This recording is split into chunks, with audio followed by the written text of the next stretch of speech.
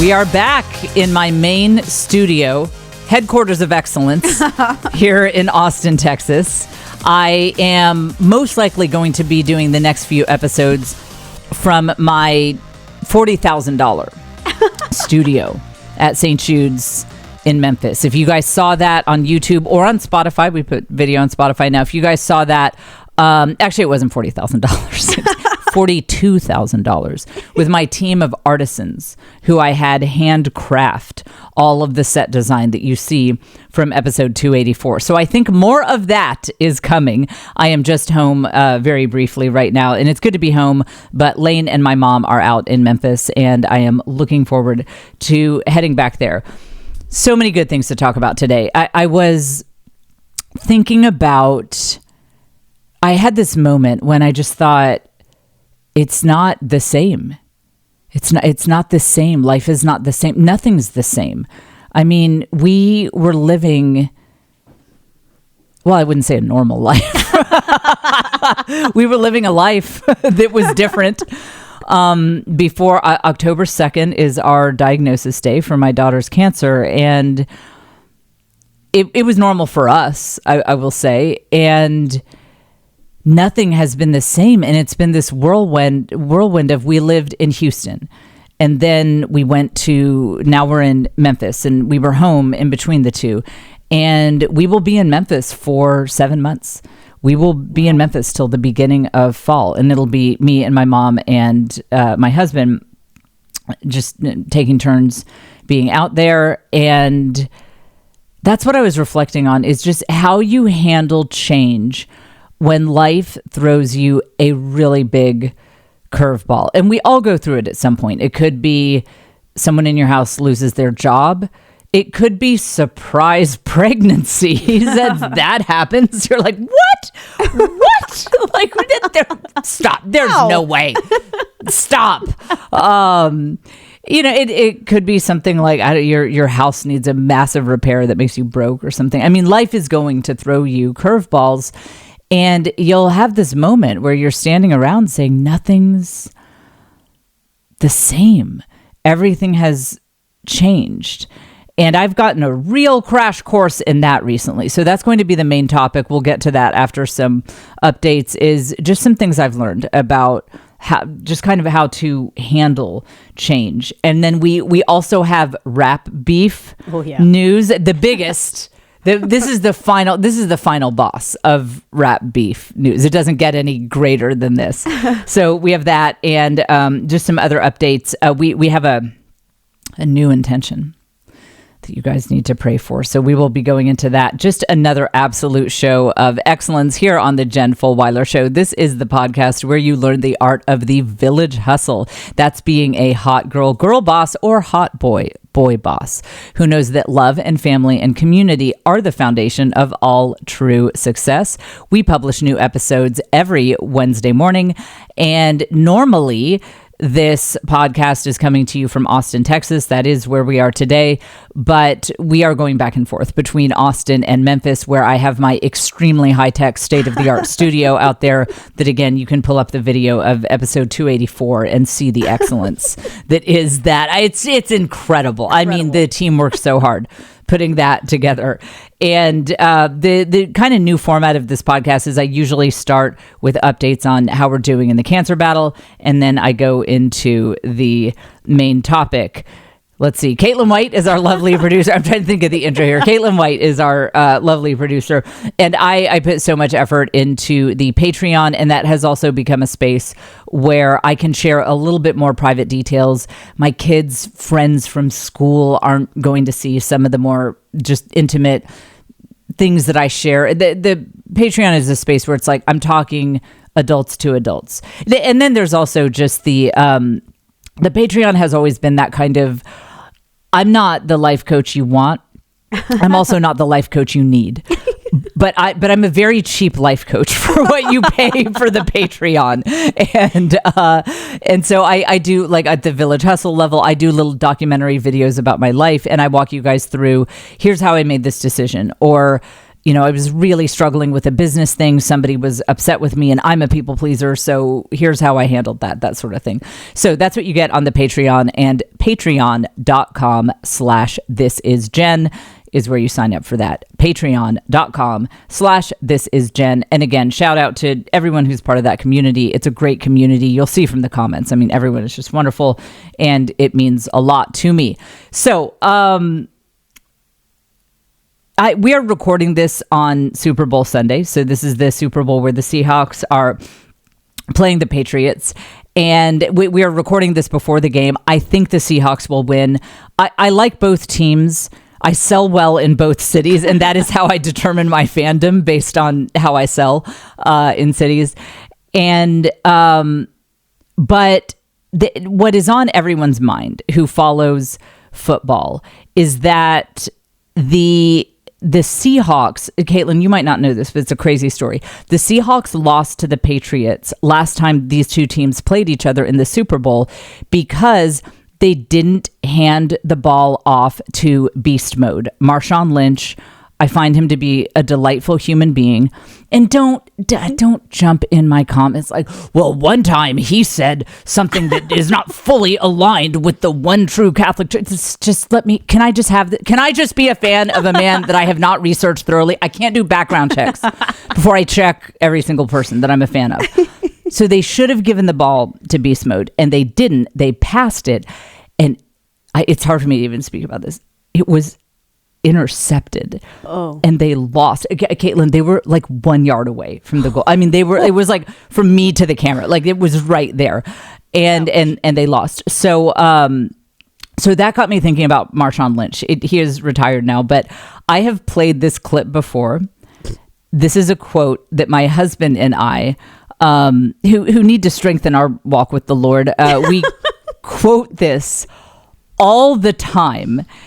And I mean, like, not a week goes by that we don't quote this. And I will tell you, this actually leads into my update with my daughter, Leanne, who's battling cancer. It is delightful. It is funny. But you guys, I'm not even kidding. This advice will change your life. So to set it up, a reporter was interviewing Marshawn Lynch about how he came up with the nickname Beast Mode and what does it mean to go into Beast Mode. So Marshawn answers him. And yeah, listen, Marshawn uses the kind of lingo that you might expect from an NFL player. It's not, it's not polite language. We have edited it out, I think. And, but this is Marshawn Lynch describing the Beast Mode phenomenon, the Beast Mode mindset. And I'm telling you, this is, I think, actually, especially for like struggling moms, honestly, this is the advice you need to hear. So let's take a listen to Marshawn Lynch. That's when it just clicked in my mind that if you just run through somebody's face, a lot of people ain't gonna be able to take that over and over and over and over and over and over and over and over and over and over and over and over and over and over and over again. They just not gonna want that. Think there's a deeper metaphor there? Run through a motherfucker face. Then you don't have to worry about them no more. Think there's a deeper metaphor there? Run through a individual's face. Then you're not going to have to deal with it anymore. You guys, there have been times in my career and in my life when I go to Joe and I'm teary-eyed. I'm like, this door is just not opening for me. And it's, I just don't know what to do. And this is the wisdom. He's like, run through a individual's face, then you're not going to have to deal with it anymore. It's so like, this is, I've also talked about, Grant Cardone talks about massive action, 10x action. So this leads into the update about Lane and just my general advice for what to do when you are stuck in life. It could be stuck like malaise, like there's no massive problem, but it's just, you don't know what your calling is. You're in a dead end job. It just feels like nothing's coming together for you. There's nothing exciting, that sort of thing. It could be stuck in that sense, or it could be stuck in something serious. Like you have a serious problem but it just feels like the doors are closing in your face. Beast mode. Run through the problem's face. Then you won't have to deal with it anymore. So I have used this, for example, way back when my kids were little, I'd always wanted to be a writer. I always wanted to write a book, but I was agonizing, but should I do fiction? I like fiction. I could write like a fiction story, or I could tell my conversion story, but I don't know. Nobody will want to, I don't know. Maybe people wouldn't, maybe it would be stupid. Would that be self-indulgent? I thought myself in circles for months and months and months. And then I decided this was before Marshawn Lynch shared his wisdom, but I decided to run through the problem's face. and I was like, I'm just going to start writing. I'm just going to start taking crazy, messy action. And so there was a literary agent who had contacted me way back in the day. I used to have a website that did, it was just like some kind of, I took it down because some of it wasn't like crazy off the rails, but there was some more like edgy type humor that I probably shouldn't be standing by. Like, okay, for example, you guys might have seen this. Some OG internet users might have seen this. I programmed something called the Oracle of Starbucks, where you put in your Starbucks order and it tells you your personality. It went so viral that the CEO of Starbucks was contacted by like the Wall Street Journal or someone to comment on it. It was the number 2 Google result for Starbucks. I made so much money from ad revenue for that. But what it told you about yourself was not nice. Okay, now that we have the tangent alert, but this is a good tangent. I also wanted to catch people who said bad words, who were like swearing at the generator. But in order to do that in the program, because I was a programmer at the time, I had to put the words in so that it would catch it. So I had to type in like, if, input is this, and it was like every nasty, filthy slurs, like, because I wanted to catch them, like if they said that, but I had to type it. Okay, so anyway, that was just craziness. So that website went viral many times over, and so a literary agent had contacted me, but we never kept in touch. That connection went cold. But once I got into beast mode, once I got into massive action mode, I did some digging. I found that guy's contact info. I was like, hey, I'm writing a book. The reality is I wasn't. I hadn't written one word. Like and that website had been shut down. I mean, I wasn't doing the Oracle of Starbucks. I had 0 fans. Nobody knew who I was. I was just a struggling mom. We were broke as we could possibly be, like account overdrawn, couldn't afford to fix the car. Anyway, but I was just run through a problem's face. Like it's like Marshawn Lynch says, I'm just going to keep taking action over and over and over and over and over and over and over. Like I don't care. I can't sit around and think about this anymore. I'm just going to do it. And it was messy. I also contacted some other people who are like, yeah, who are you? Like, we don't want to hear from you. Yes, it did get messy. Yes, the first stuff I wrote was not good. But that's how I got myself out of that rut, was just the Marshawn Lynch beast mode mentality. So this came to play again when we were, helping my daughter fight cancer. So for new listeners, my 19-year-old daughter on October 2nd, she was diagnosed with a brain tumor. It's medulloblastoma, and it's one of the very worst types. Unfortunately, this sucks. There are multiple different types, and if there's a spectrum of this is, you're going to be fine, to like, ooh, this is, we're on the end of the spectrum. So it's one of those situations where, it's not hopeless. Science is fighting this. I mean, people, there are things you can do, but it is, there are no guarantees. depending on the different moves you make, the odds might not be in your favor. And there's no room for error. You make one decision that was suboptimal and things could spiral. And it might be hard to recover from that given this diagnosis. And I just sensed when we were first being treated that I just sensed that there was something that was not quite right. But we were at MD Anderson. It is truly one of the very top cancer hospitals in the world. But I just couldn't. I was like, I don't know. There's something is not feeling right about just continuing, with this particular path. Well, by the way, what I came to find out is MD Anderson is excellent. I stand by this. Go to MD Anderson if you have most types of cancer. The blind spot, you don't know what you don't know. And the blind spot that I had was that this type of cancer is almost always pediatric. It is very rare for a 19-year-old to get this, and we were being seen by adult doctors.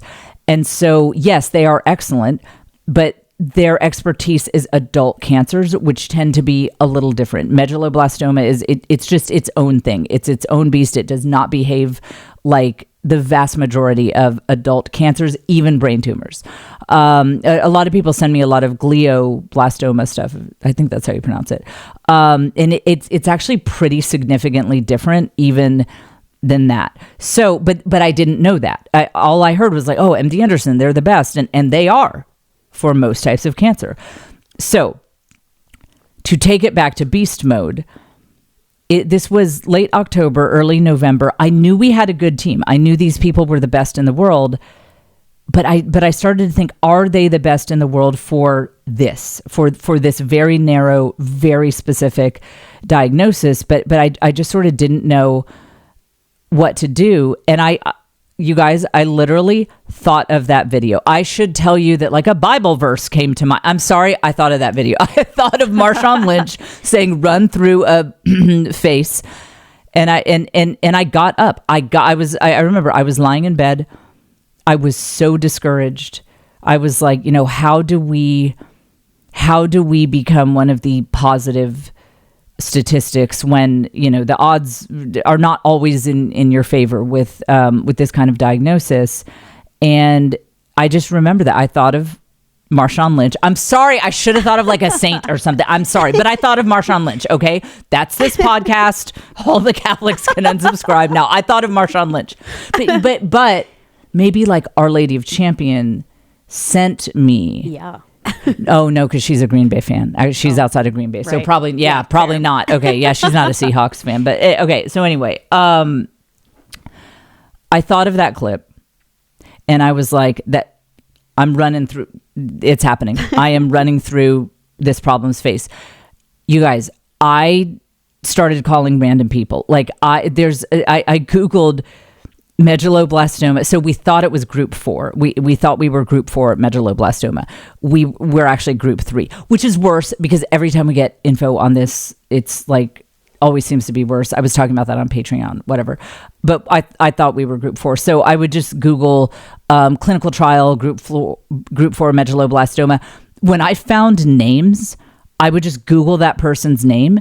And if their phone number came up, I just get on the phone. I just call. And I didn't even know what my question is because I knew that I was in that space where you don't know what you don't know. I don't even know what questions to ask here. I know so little about this.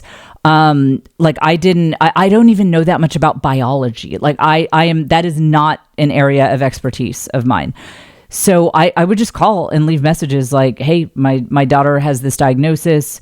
Just wanted to chat with you. And some of these people would call like, and these are just random people working in labs. They're not MDs who see patients. and I would just say, hey, yeah. The question I came down to was, if this were your family member, what would you do? And here's what I'm doing. What would you do? And then another thing I did is I just started talking about it to everyone, to friends. I wanted everyone to know that we have this diagnosis so that if anyone had any information that I might not know. They might volunteer it to me. Like, oh, my cousin had this diagnosis and they did this thing and it really helped. And then here's the moment that changed my life.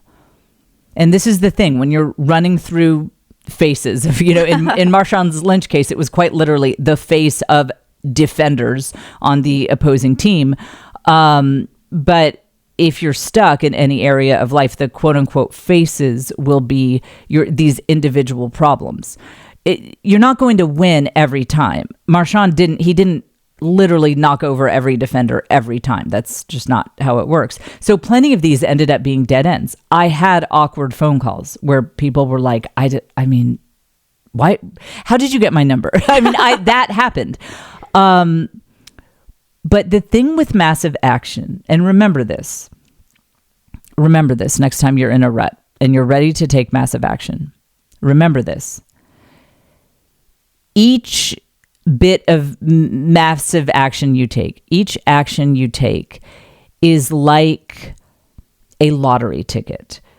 Meaning, with lottery tickets, you don't expect everyone to hit. You'll buy plenty of tickets that don't hit before you have the one that hits. So don't get discouraged when you send that email, or, again, if you're trying to write your novel, that your computer crashes and you lose that first chapter, or you go back and read the first chapter and you're like, this is garbage. This is so bad.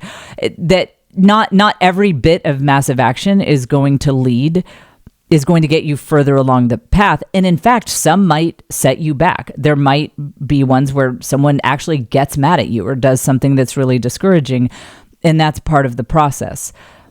But each little bit of massive action is like a lottery ticket. And it's often the ones you least expect that will pay off.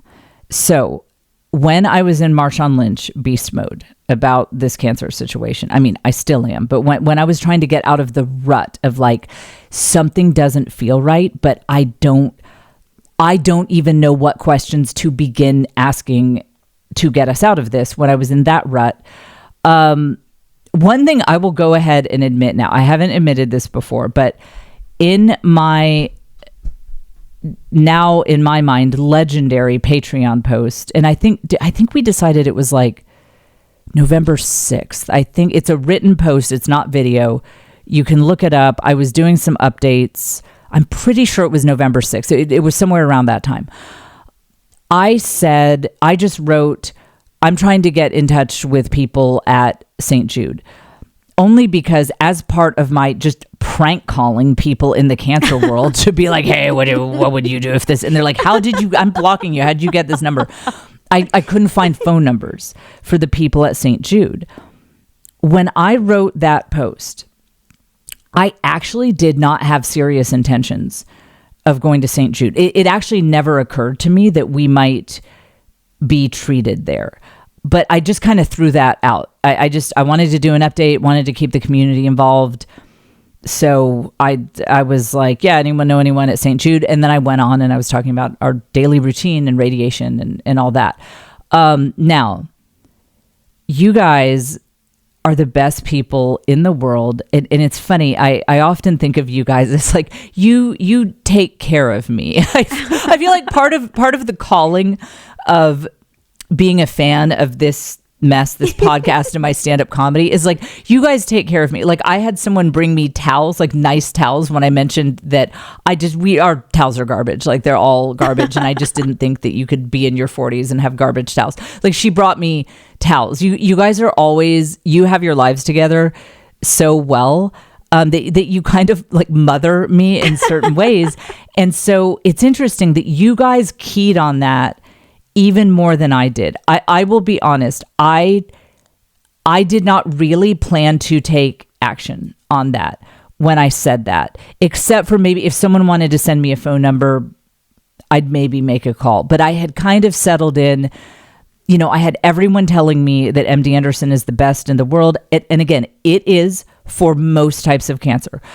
We had a wonderful experience there, and I'm so blessed that we were part of that community.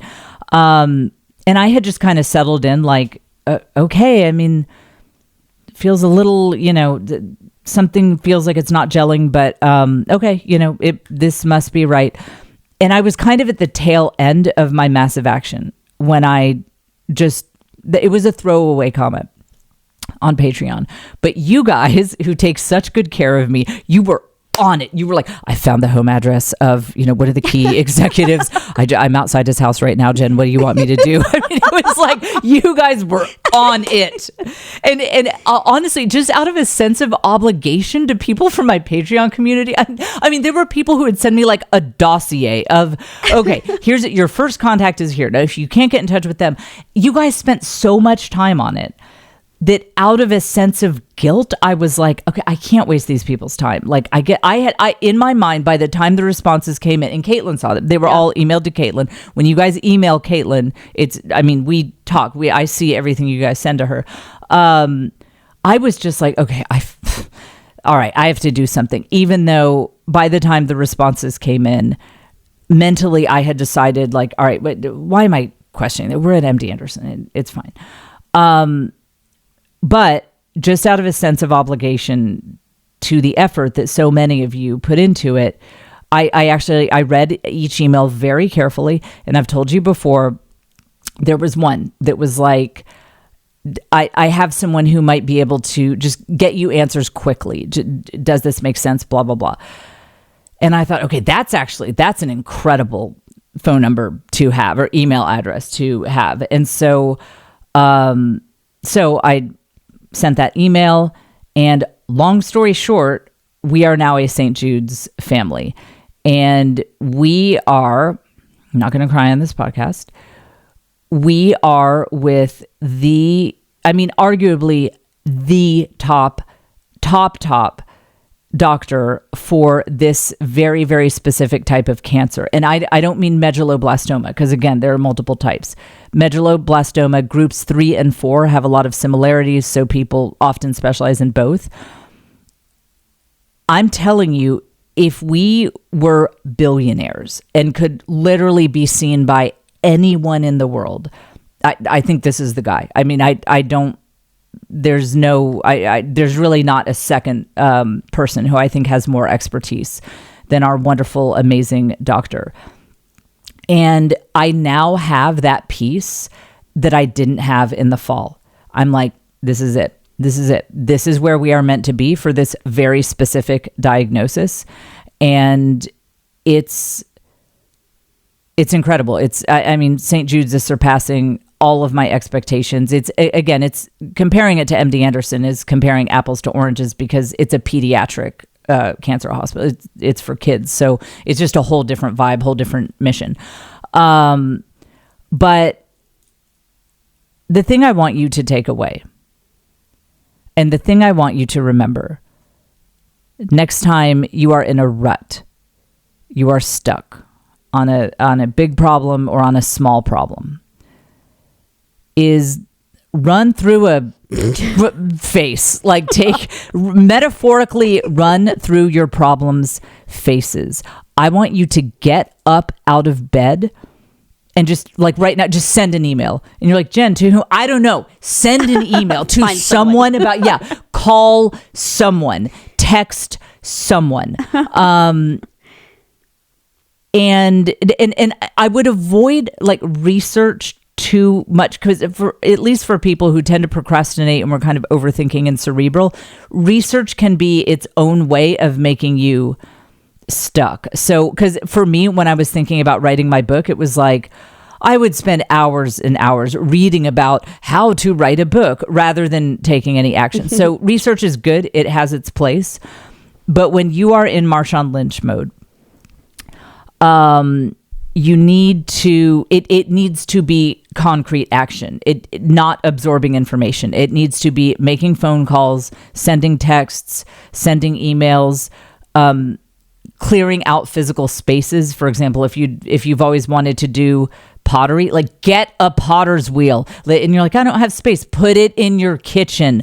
I don't care. Like your family comes home, like what's happening? Just take massive action. And again, plenty of it will fail there. And for the less serious things, there are plenty of times it will lead to a dead end. Maybe you end up having to sell all the pottery stuff on eBay because it turns out that wasn't a passion of yours after all. But you know what?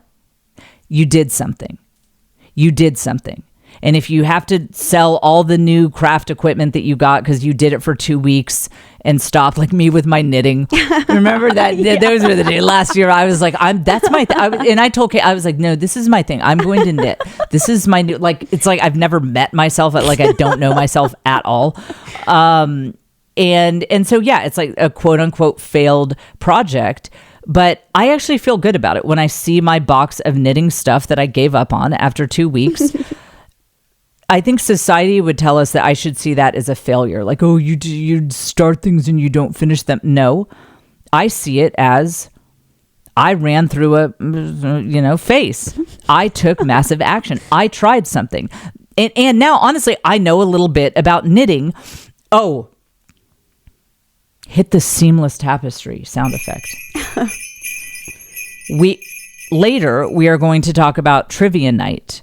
Oh yeah. At our yacht club. This is turning, and this is like the biggest deal in my life, a cancer. Like, we need to talk about yacht club trivia night. It's really pretty intense. And we won by 1 point a couple of trivia nights ago.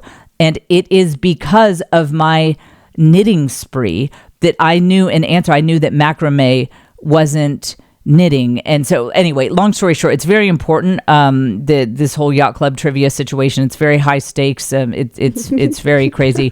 It's just a lot. But I really do. I feel pride when I look at my abandoned projects, and there have been a few. I mean, it's not just knitting, because I say, you know what, the time that I spent learning about this, I could have been doing nothing. I could have been making no progress. I could have been, just sitting around and thinking and talking myself out of trying things. When I see abandoned projects, I see massive action. I was taking massive action. I was running through the faces of my problems. And so I hope that you all take that away, because it's probably one of my best life tips that I know. The power of massive action and the power of just getting in the Marshawn Lynch mindset. So because I want you to really solidify this, I want to play the clip again, just so nobody misses it. What are you going to do next time you are in a rut? Next time you are stuck, you are going to do this. That's when it just clicked in my mind that if you just run through somebody's face, a lot of people ain't gonna be able to take that over and over and over and over and over and over and over and over and over and over and over and over and over and over and over again. They just not gonna want that. Think there's a deeper metaphor there? Run through a motherfucker face. Then you don't have to worry about them no more. That's what you're going to do.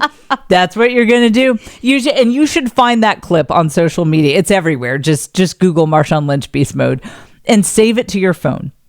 And next time you are in a rut, whether it's about something very grave and serious or you're just generally in a rut, you play that clip and you start taking that action. Because that's what we're doing with Larry, which is my not so affectionate nickname for this cancer, and that's what our doctor's doing. So Lane, to go into the update, Lane has started very heavy chemo.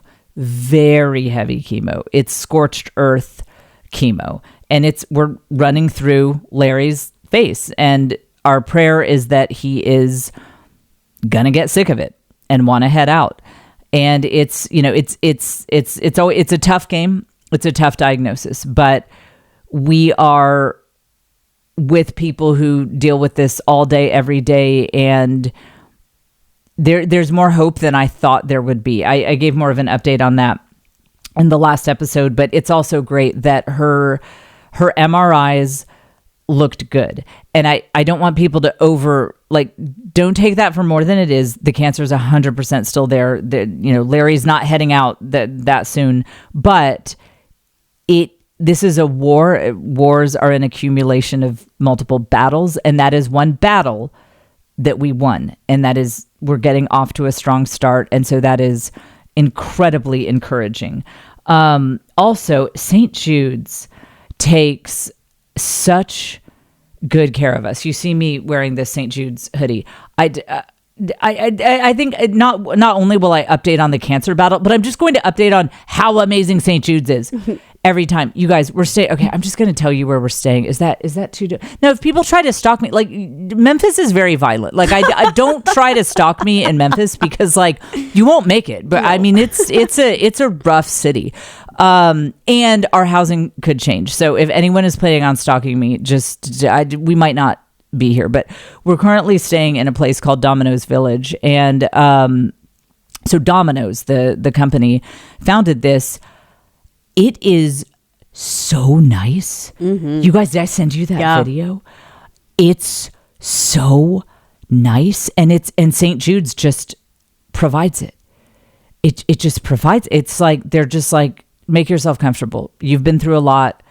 Here is your place to rest and have a nice place to stay. Can you believe that? It restores my faith in humanity on a level that has never happened before, that there is an organization out there that is this big and this massive, that's not only doing cutting edge research, but it is covering just the psychological side of it. Like, you are going through a lot. So why don't we try to make this a little easier for you and just give you not just a place to stay, but a nice place to stay. Let me tell you, if Lane needs some additional treatments, I'm in no hurry to head out. My house is trash. My home where we live is so full of clutter. It's like, in general, I kind of like having a small house. We have a 1,900 square foot, 3-bedroom house. But we are a family of 8. And we have lived in this house forever. And it's so cluttered, you guys. It is so, and I'm just, I don't have the 10 staff members that I really and truly need to help me manage my life. I don't have a live-in housekeeper that I very much need. So, I mean, honestly, I'm like, I'll stay in Memphis. Like, this is, I mean, like, how long can I stay? This is, it's just, I'll just never be able to put into words how grateful I am for this setup. And when the comedy millions come in, I'm giving a whole cut to St. Jude's. Let me tell you, when I am extremely rich and famous, and you guys, listening to this podcast, like a few years from now, like she's so rich and she's so famous. I'm telling you, I will give that organization so much money. But okay, so here's what's interesting about it. So Domino's was founded by Tom Monahan, and he's a fascinating guy. He's super Catholic, very, very Catholic. And he is a billionaire. He owned a sports team for a while, like mega billionaire. And if you guys don't know, he grew up in an orphanage, actually. And I believe it was a Catholic orphanage. I want to say he was raised by nuns, but he went from orphan with nothing to being the billionaire founder of Domino's. And I felt like it's kind of a symbolic moment in my life that this is the housing that we are currently in, because St. Jude's has multiple housing locations for people to stay in. There is not just one. There are multiple places that you could end up in. And I had to smile. I should have known. When I saw the list, I should have known we'd end up at Domino's, because I actually have some pretty strong associations with Tom Monahan. So I have to tell you my Domino's founder, Tom Monahan, stories. So one is, so he founded a really cool organization called Bargatze, and I speak for them often. I love them. It's a great organization, and it is for executives. You actually have to prove that you are either CEO level or close, or a business owner. And so Joe, my husband, was reflecting as we were driving to this one Bargatze event. He said, I mean, I like the mission, but I mean, I don't know if I'm comfortable with an organization that Jesus couldn't join. And I was like, okay, so Joe's in one of his like trad phases. Like, okay. And so this was a small group event, and we met Tom. And so I'd given my little speech, and I said, "So nice to meet you, Tom." And it's just me and Joe and Tom. And I said, "This is my husband, Joe." Caitlin, you know my husband. What do you think the first words out of his mouth were to Tom Monahan? Oh, I don't. He was like, "What do you have to say about the fact that Jesus wouldn't qualify to join this organization?" And I was like, "Yes, this is Joe. He's a homeless man who I met off of I don't know him. This is my ministry. This, it's like I work with the mentally ill. That's part of, my multifaceted ministry. So, but because Tom is like, he's such an interesting guy, and, Joe has an MBA. He's was in that sort of business world as well. We actually had a really interesting conversation where, Tom pointed out that people in executive positions who are trying to be people of faith, they have certain struggles that you kind of need a private forum of like-minded people to talk about. Like, if, let's say, you're the CEO of a Fortune 500 company and you're looking at healthcare for your employees, but there's some things that are, questionable that's going on with that. You kind of need other people who are living the same life to talk to. And as part of the conversation, we had a cool discussion about how, there are plenty. Jesus, part of the cool thing about God becoming incarnate and becoming a man and living in a specific time and place in history and having an occupation is that, he didn't choose to be one of these deities that's like mysterious and it's, what is he? Nobody knows. It's like he came down as a very specific guy. So, for example, Jesus could not join the Catholic Women's Organization. Jesus couldn't join a convent for nuns. Jesus couldn't join a society of like electricians. He didn't have that expertise. So I thought it was a good answer and a really good discussion. And I share that story mainly because that's my husband. That's something he would say when we're meeting billionaires. And then the two other stories. Okay, so one of the worst times I've had a joke bomb is I was doing comedy at a Legatus event. The room was really not set up for it. It was like too late in the evening. My whole set just did not go really well, but I delivered a joke that I thought was very funny. This was a national event, so all the bigwigs were there, and Tom Monahan was right up front at the table up front, and the economy wasn't good at the time. So this is funny. Prepare to laugh because this is a funny joke. I said, so Tom Monahan has since, he retired from Domino's. I don't know whether he sold it or what, but he was not currently running Domino's. And I said, yeah, the economy has gotten so bad that Tom's back at Domino's as a driver. That was funny. That is actually funny. That was funny. Not one laugh. Everyone just stared at me. A whole room of people just like folded their arms, leaned back, stared at me. Wow. I thought it was funny. Yeah. It was so terrible. That was such a terrible set. It was just awful. It was such a bad experience. Not being at Legatus was wonderful. I am available for upcoming speaking engagements, Legatus. I love this organization, but it was just, it just, the room was not set up for it. But so that was a funny joke. But then here is a great moment in my life. And again, it speaks to Tom's character. He's such a great guy. So afterwards, he and I were talking. He wasn't offended by the joke that evidently everyone else was. We were talking, we were just walking through the halls, and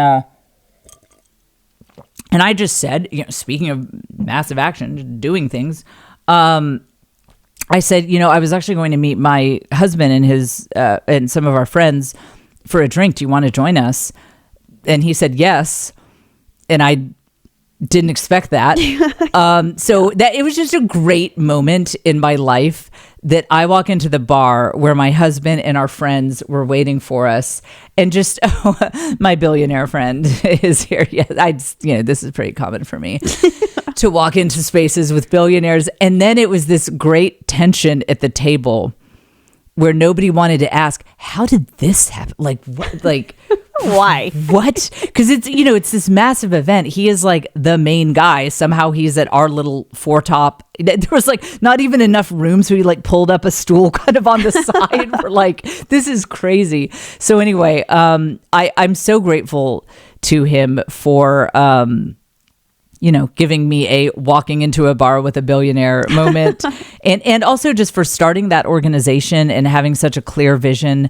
And it is very cool how the Catholic organization, I don't mean Domino's, I mean, but that too, for giving us not only great pizza, but I do think if you want to make a cultural shift, if you want to have Catholic values and Catholic faith be more present in the marketplace of ideas, you do have to have network and camaraderie among people who are at that executive level, that, if they say the wrong thing to the wrong person, it could make the news. It could be a Wall Street Journal headline if they, didn't know that they were in a private space where they can just, work out their concerns with someone who is dealing with the same things.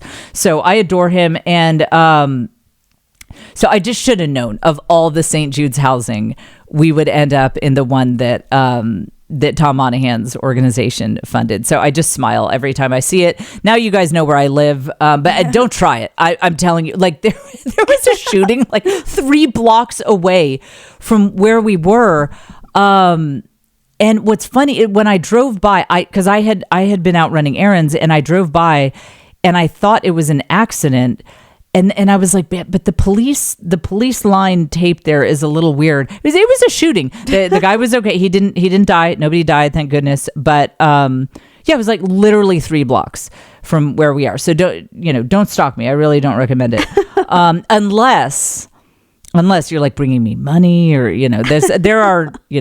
there are certain stalking situations I would appreciate. Okay. Let's see. Let's go into how are we on time? We're 45 minutes in. Okay. Mm-hmm. There's so much hot fire. I'm going to have to save some of it for next week. And I think, I'll be in Memphis next week. So you will see the massive, just make sure you have on a tuxedo or a ball gown before watching next week's episode. The quality is just going to blow your mind. Rat beef. Every time I think that 50 Cent has been as petty as you can possibly be, that there isn't a level higher than this to go to. He finds a level. Have you seen that 50 Cent did a collab with DoorDash? And first of all, this makes me think very highly of DoorDash, which not an ad. Lord knows no one ever gives me any money, but I do love DoorDash. And if they want to, you know what? Wait a minute. If DoorDash wants to collab with me, I will do the same thing that 50 just did. I will talk about people I hate in the ad and get paid for it. I'm so ready for that. If this is a trend, contact Bring me in. Yeah. Caitlin@thejffshow.com. Let's get this going. Okay. So it makes me so impressed with DoorDash that they did this. So I will play the ad, and then I will explain all of the references to you. We'll have to watch it again so I can explain all the references. So this is an official ad. It's collabed with DoorDash. This isn't parody. This isn't SNL. This is a real ad for the real company DoorDash. And let's take a listen. It's come to my attention that everyone's calling me a troll. Some said even the king of trolls. First of all, I'm flattered. But I'm done with all that. I would never do a deal with DoorDash and quite literally deliver beef when millions of people are watching. Who would do something like that? Delivering quality beef, it's more of an art than science. Don't want to be too obvious. It's all about timing. And I'm always on time. Oh, that's Chuck Holmes. What a coincidence. No matter what kind of beef you have going on this weekend, remember DoorDash delivers. And you know what goes great with beef? A bottle of this beautiful Branson cognac, aged 4 years or 50 months. Who's keeping count? Okay. Now, play it back, but with the volume all the way down, and go to the part where he's taking stuff out of the bag. Volume down, and and get to the part where he's taking stuff out of the bag. This is the funniest thing I've ever seen. Okay, so the book, 50 has a beef with Floyd Mayweather, the boxer. And there are rumors that Floyd can't read. I don't know if it's true, but enough people have joked about it that it might be true. And I'm like, whatever. He's not, he never claimed to be a scholar. He's a boxer. Why do they need to read? I probably wouldn't learn to read if I were a great boxer. But I'm actually not sure what the cause of this beef is, but 50 hates Floyd Mayweather. And, whenever Floyd has some kind of setback or a financial hit, or he loses a fight back in the day or whatever, 50 is the first to post about it on his Instagram. He'll post about that. So this is a book of the ABCs. So that's a reference to Floyd Mayweather not knowing how to read. Okay, next. Oh, the next is cheese puffs, like Puffy. Puffy P. Diddy, obviously. Okay, time that it Ja Rule, like one of his main hits was, I'm always on time. So that's a reference to Ja, and Ja is his biggest. Their rivalry. Remember, we've discussed this because rap beefs are the most important thing I talk about on this podcast. Ja had a concert where 50 bought out the first 4 rows, and then when he was interviewed about it, he was like, well, the tickets were very affordable. They were just so cheap. It was just easy to do.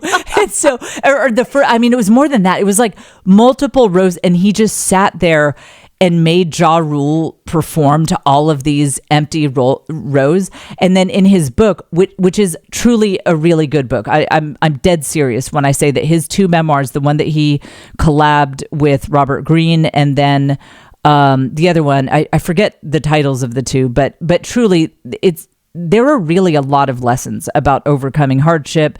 50 came from absolute poverty, never knew his father. His mother was killed when he was young, had like beyond no money, just no money. And when his, so he had an album that was supposed to come out, his first album. He had a record label. Everybody was really excited. It seemed like this is when this guy is actually going to become famous. He was shot 9 times. And the more you look at his behaviors, it's like, well, it's not the most shocking. But his record label dropped him because they thought it was going to be too violent, and actually hit the seamless tapestry sound effect again, getting a lot of use out of that today. Oh, by the way, turn the volume up on the jingle bells, because I spot edit the podcast and sometimes it's a little low. Okay, so speaking of massive action, when 50 was recovering from being shot 9 times, the guys who put the hit out on him, there were rumors that they were going to finish the job. So everyone told him, don't leave your house. You cannot leave your house. Also, he couldn't arm himself with any weapons that might be particularly handy to defend himself because he had a probation officer and all that. I'm pretty sure that's why that he could not be seen with a weapon. And so everyone said, just basically sit in your house. Just record deal canceled. It's all over. It's done. Just sit in your house and forget about it. And he describes this moment really beautifully in his book, that he was like, no, that's, I'm not going to give up. So to get his health back, he would go running. And this is through the hood, through the part of town where his ops were. And he would have a friend go with him who carried a certain weapon. And if the cops came by, his friend would throw the weapon in the bushes so that they couldn't be caught with it. But he got back out there after being shot 9 times. Like, one would be a lot, if I was shot once. Yeah. I mean, I live in Memphis now, so that's, this could be possible. An experience I have. That once would be a lot. 9 times, and he's back out there jogging and getting his health back. And then later that's when he signed to Eminem's record label, and then the rest is history. Into Club came out, and the rest is history. But the point is that his story is actually an incredible story of going from a moment where it really truly looks like everything is over and refusal to quit, ending up leading to an incredible payoff. Okay, so anyway, so the clock that he's taking out of the DoorDash bag, that is a reference to Ja Rule. And so in his memoirs, this is what I was going to say. He knew that his memoirs would be marketed to kind of a white type audience, that, or at least like a not people from the hood. And he knew that the average reader would not know details about what's going on with any of these people who he's talking about. So he would just say in his memoir, in a very matter-of-fact way, he'd say, like, there is a rapper called Ja Rule. This particular rapper creates female-friendly rap. He always refers to Ja's music as female-friendly. It's so funny to me. He's like, he creates female-friendly music, and he always tried to be a gangster, but he was too scared. And, people do think of him as being a fraud. And then the advice I would give to people who, everyone thinks you're a loser and a fraud like Ja Rule is like, keep your chin up. It's just so funny that he knows that, like, and then he was also like, everyone says whatever happened to Rick Ross, he fell off and no one talks about him anymore. And Rick Ross was actually having a big comeback at the time he recorded this, but 50 knew that the listeners of this audiobook, the readers of the book, wouldn't know that. So he's just ruining Rick Ross's reputation to all these people. All right, so the clock is Ja Rule, who is his number one enemy, despises Ja Rule. Okay, and then... Combs. Mm-hmm. So he's like, look, they also have Combs. So you had Puffy, the Puff things, and Combs. Obviously, P. Diddy's name is Sean Combs. And then was there anything else? I think the cognac. Oh, yeah. Oh, and then the 4 years? He plugs his own brand. So not only does he trash all of his ops, but then he plugs his own brand at the end of it, which I think was a very iconic move by DoorDash, that they let him plug his brand. And actually it's a very iconic move by 50 Cent, that he did that deal where he said, I'll work with you, but only if I can plug my own brand. It's incredible. By the way, hit another tangent, and turn the volume up. We want to make sure we get okay. My friend Courtney, who you should look her up on Instagram. I think it's Catholic Xennial, like Gen X and Millennial. She's so fun. And I think it was her. Courtney, leave a comment if I'm misremembering this, but I think it was her who also likes 50 Cent and somehow got backstage. I think this is the story. She had VIP passes and got to go backstage, and she was like, nice to meet you, Mr. Cent. That is my audience in a nutshell. That fans of 50 Cent, but proper people, like good suburban proper people who, it's Mr. Cent when you meet him. So I just thought that was incredible. It's the most iconic thing I've ever seen. Now, I can relate to this. So this is the other situation that we need prayers for. So it turns out that we have some ops at the yacht club. Yes. Oh. Well, specifically as it pertains to trivia night. Oh. Yeah. So, okay, now we have a lot of new listeners. So I want you guys to know we are not rich, but we are excellent at being rich adjacent. You would think we are rich by the some of the things that we do, but my husband figured out that you can get a yacht club membership very, very cheap if you don't live in that city. For people who just come in on the weekends and stuff, you can get a discounted membership. So my husband got this bargain basement boat. He bought it for a 4-figure sum, and he parks it at the yacht club next to like these really nice places. And we have a relatively low, membership fee because we live in Austin and the yacht club is in Houston. And he loves it. And he's had to go down there a couple times recently. And I did think, I was like, how did we get this division of labor that I've got cancer battle helping Lane through chemo? He's got yacht club. I'm not sure how he should really teach a class for husbands. But one thing, yes, we are busy fighting cancer. We are. But trivia night at the yacht club has to be taken very seriously because our team, the Narwhals, is undefeated.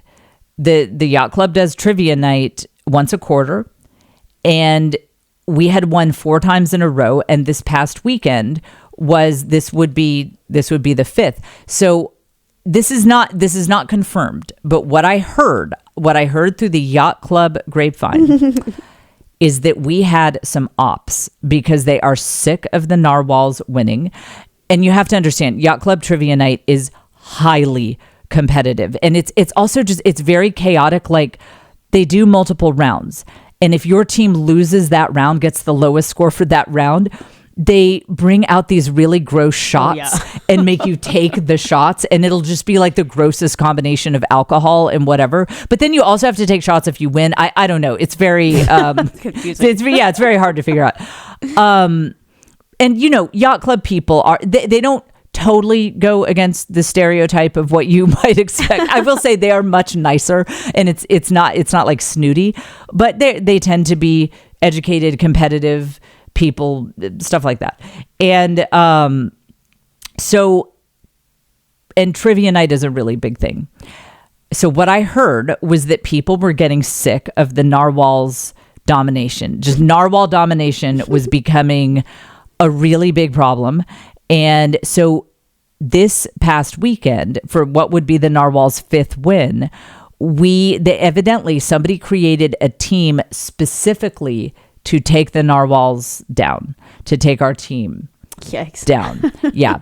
And so it was this highly competitive thing, and mainly because of my husband and Liv Harrison's husband. If you guys don't follow Liv Harrison, another person to follow, also from the Catholic ghetto. She's great. She's truly just a wonderful person. I think it's like the Liv Harrison is her account.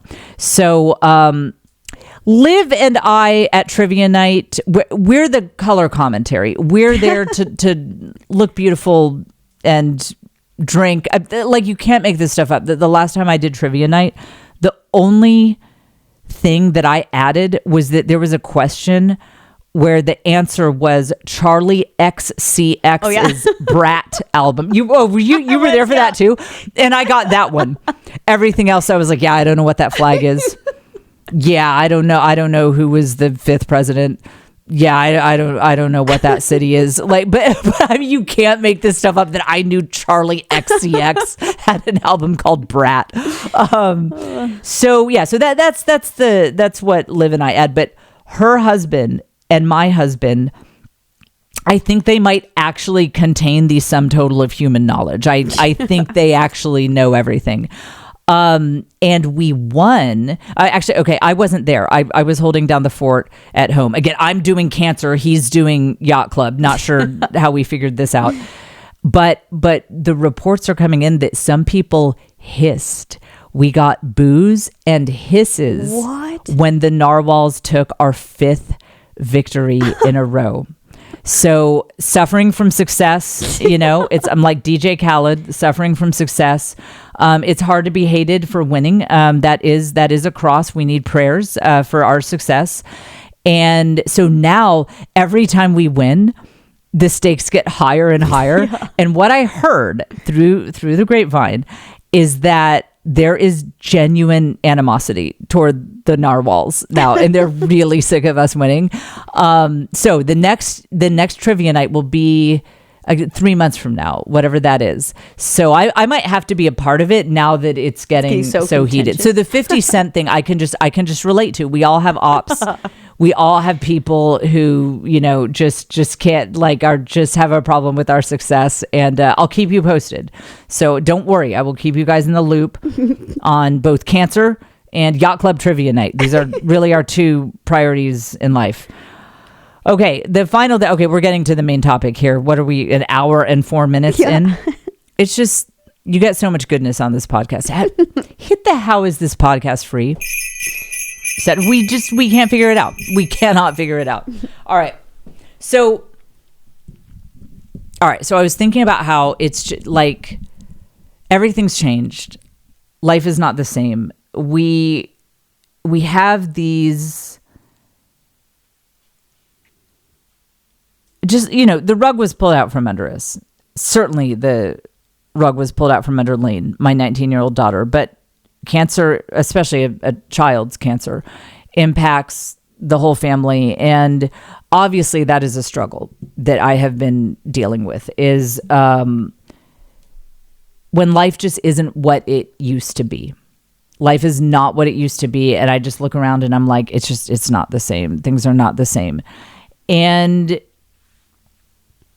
as I've gone through this process, I have been determined not to let it just crush our spirits, not to let it be this horrible, terrible thing that we have only bad memories of. And I won't do that, because I will say one thing that a shock punch in the face diagnosis like this really impresses upon you is just how you don't know the future. Nobody knows how much time they have on this earth. I mean, just nobody knows what could be coming next week, for better or for worse. I mean, certainly as we were leading up to this, I mean, nobody thought that we were headed into this. So because of that, we have really tried to just live life to the fullest now. And I guess you could say it's like, take that phrase, it's not the same. Life is not the same. But make that a not necessarily negative thing. Just because something is not the same doesn't necessarily mean it's worse.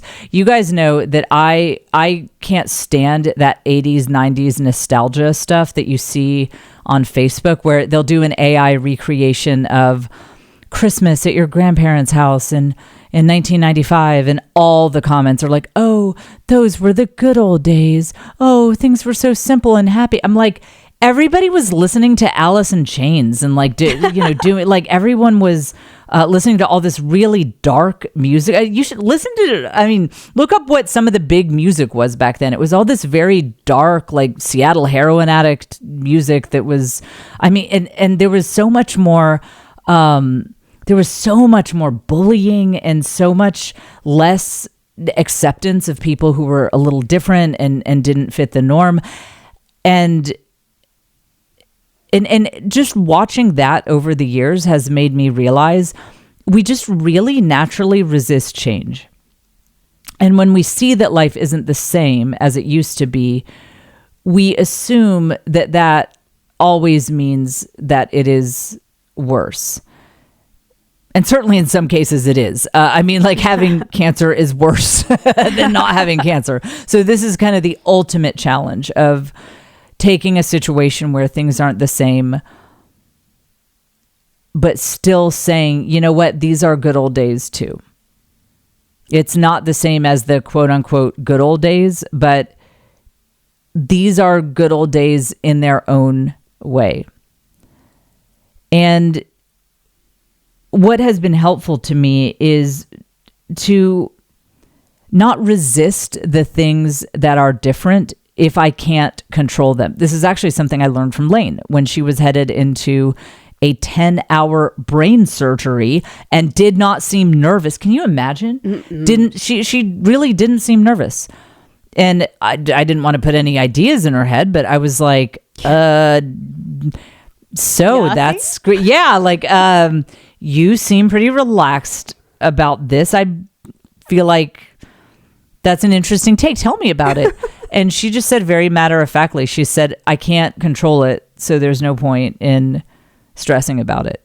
And I was like, well, how about that? Yeah. So taking the things in life that are different, but that I can't control, or that I'm already doing everything I can to control it. So cancer. I have done what I can do, and I will continue to do what we can do, and Leanne will continue to do what she can do. But once that is set, accepting it that this is the new normal. accept this as a part of life. It doesn't mean we like it. It certainly doesn't mean we're like glad it's here, but it's just, this is what it is. And we will not mentally resist and fight against things that we cannot change or control, because it is a waste of energy. Once we have done everything we can do to get the right doctors, get the right medicine, whatever, then we just say we accept the situation, and we're not going to sit around and wish that we weren't a family that were dealing with this, because what does that get you? It just doesn't get you anywhere. All it does is waste your mental energy. And the phrase that came to mind as I was walking through St. Jude's the other day was, the good old days are now. I've said that before on my podcast. I think I had an episode with that title. The good old days are now. These are the good old days. And it would seem that given what we are dealing with now, that philosophy would fall apart. You cannot say that the good old days are now when right now, for example, specifically, we're really in the thick of it, that medulloblastoma is treated in 2 phases. So there's the radiation phase, you take a break, and then there's the heavy months of heavy chemo phase. So we are now in that second months of heavy chemo phase. And it's, everything you've ever seen or heard about kids going through cancer, we are experiencing all of that. It's whatever bad thing you might be imagining, we've probably dealt with it, and we're probably currently dealing with it. So how do you say it's the good old days? Well, here's the secret to good old days mentality. And I saw this from growing up around the boomer generation, that, man, did they romanticize you probably didn't, Caitlin. Caitlin's quite a bit younger than I am.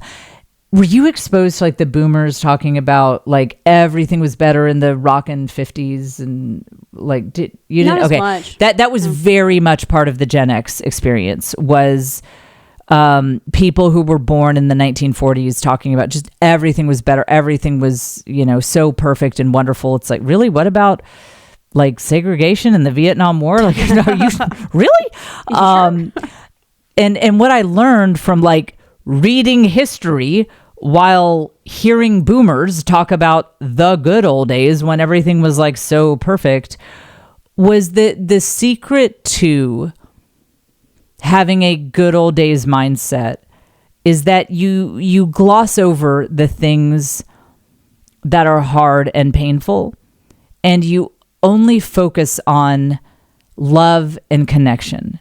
And that's why all of these people on the nostalgia channels talk about, oh, everything was so beautiful and perfect in the 90s. And it's like, it wasn't. But the things they're talking about are, my grandmama baked me an apple pie, and I used to sit on her lap and we would watch the birds. And that's legit. That is a moment of love and connection.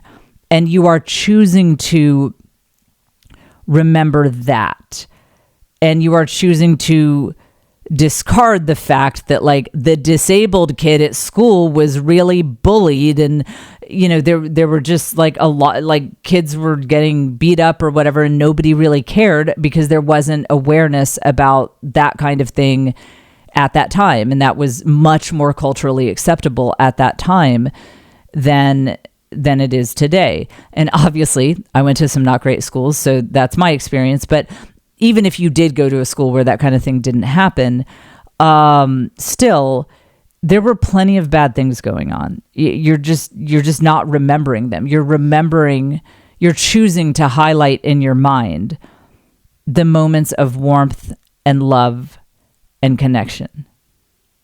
So here's the secret. You can do that now. You can do that with your life now.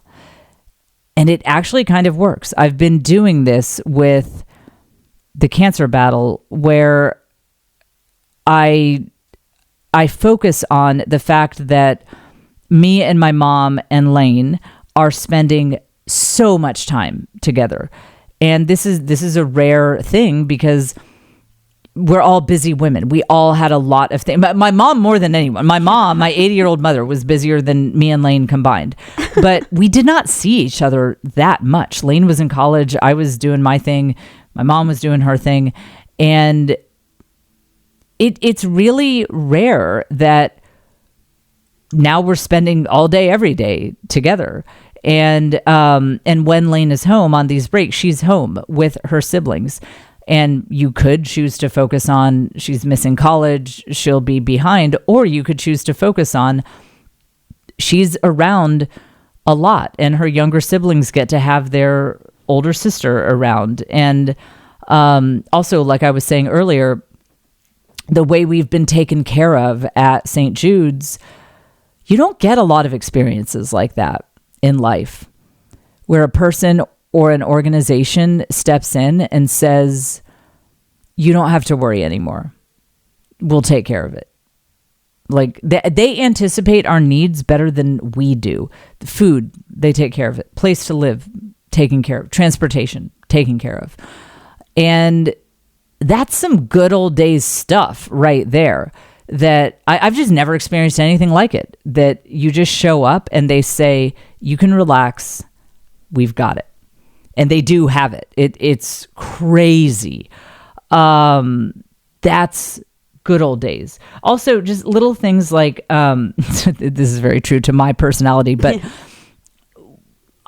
because we go to St. Jude's every day, the building every day, and we usually spend about 6 hours there. That would be a normal day. Sometimes it's longer, but we spend hours and hours at St. Jude's. And it's full of people, the doctors and other patients and their parents, and you see tons of people. And we've gotten to know the staff. We see, so our routine is we go to BT, that's brain tumor. We go to brain tumor clinic, and then we'll go down to the blood draw place, and then we might go to like psychiatry or psychology or spiritual services or whatever. And we know all of those people now. They say hi to us. They know us by name. Because St. Jude's isn't huge. It's not like a sprawling, massive complex. It has a little bit of a smaller feel, and everyone knows you. And that's getting kind of close to a village sort of setup. And so you get a lot of psychological advantages that come with having a village. To name just one, this is a slight tangent. Hit the slight tangent sound effect. This is a slight tangent, but one of the things I've talked about in the past is how obviously we all know that dressing your best, putting on makeup can really change your psychology. And people tell moms who are staying home with kids, you should do that. You should get dressed up, whatever. But look, it's just not the same if no one's going to see you. And then people say, well, you should do it for your husband and kids. Okay, yes. I mean, there's some truth to that, but also your family is your safe place. You know that they will accept you either way. It's just not the same. Dressing up for the people who love you most and accept you unconditionally is not the same as dressing up to go to a more public place where people kind of know you, but not that well. You're making an impression. It's not the same.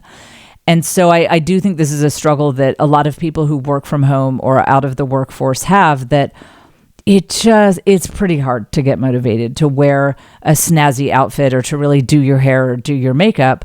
But I was thinking of that at St. Jude's the other day. I see all these different people that we know all the time, and it's fun to dress up. I dress up to go to St. Jude's. It is fun. And they'll comment on it like, oh, Jen, your red boots. Like, oh, I love what you did with your hair today. That's cool. That's a cool experience. That's some good old days stuff. I will miss that when we're out of here. I will miss that. Just the routine of you go down there and, oh, there's Kelly. Like, oh my gosh, Lexi, good to see you. Like, yes, oh, I got this shirt at so-and-so. We have a village there. And I think it will make me sad to think about not being there when we're there. Again, on a certain level. Like, obviously I'm not like, I wish we had more cancer, more childhood cancer in this family to get us back there. You guys know what I'm saying. But that's what you do. That's what you do to get in good old days mentality. You focus on the love that is in your life right now. You focus on the moments of connection. You focus on ways that you and other human beings are having really positive, warm moments. And you just don't give your attention to the hard things. That's how you make the good old days right now. And let me tell you, if I can do that with a child who is battling a very enthusiastic and curious type of cancer, you can probably do it with what you're going through. And I'm not saying that I never get sad, or I never think this is hard, or I never have moments of wishing that this had never happened. Obviously that's there. But it is an interesting question to ask yourself, to say, how will I romanticize this in the future? And if you think you won't, you're most likely wrong. Because even with a child with cancer, hanging out around other children with cancer all day, every day. And again, St. Jude's is like, you don't get in if you don't have a pretty rough diagnosis. This is not for people with easy diagnoses. So it's really psychologically one of the hardest places you could be.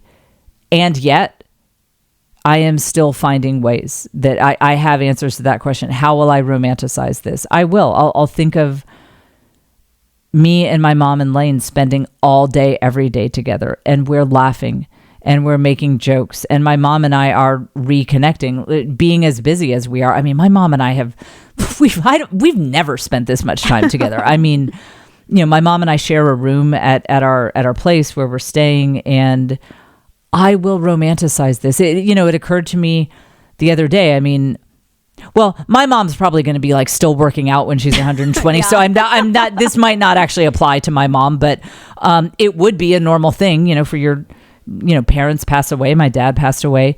And just thinking about, when my mom is gone, I'm not convinced I'll outlive her, but if that were to happen, that my mom is gone, I'll for sure romanticize this. Those times at St. Jude's when we were, talking about the day and laughing about, like, she rammed Lane's wheelchair into me the other day. I was like, I'm giant. Like, I'm a giant albino. How do you not see me? And then we're like laughing about that later back in the room. Yeah, I'll romanticize it. I'll romanticize seeing Lexi at registration. I'll romanticize, seeing the people at the brain tumor clinic every day. They're like, "Hey, Miss Lane. Hey, Jen." So many of them have that great Memphis accent. Oh, yeah. I'll romanticize the free food. It's all free. Amazing. But like having to pay for food, I'm like, what? You people pay for food? That's crazy. Yeah. I'll romanticize being at the Domino's place and thinking of the Tom Monahan stories while I'm there. I'll romanticize the camaraderie with the other parents who are like, it's a horrific club to be in. Nobody wants to be in this club, but we are in it together. And every parent you pass in the halls we all know we're in the same struggle, and we're so kind to each other. I'll romanticize the diversity of it. So first of all, there are a lot of Amish people, a lot of like Mennonite, Amish. I'm like, is everything okay in their communities? Like, they're way overrepresented in the St. Jude's population. And then there are people that I think are maybe from lower income situations. I'm not judging. I'm just, maybe they're from a lower income situation. And then there are people who are obviously pretty wealthy, all different races, people speaking different languages. And everyone is so kind.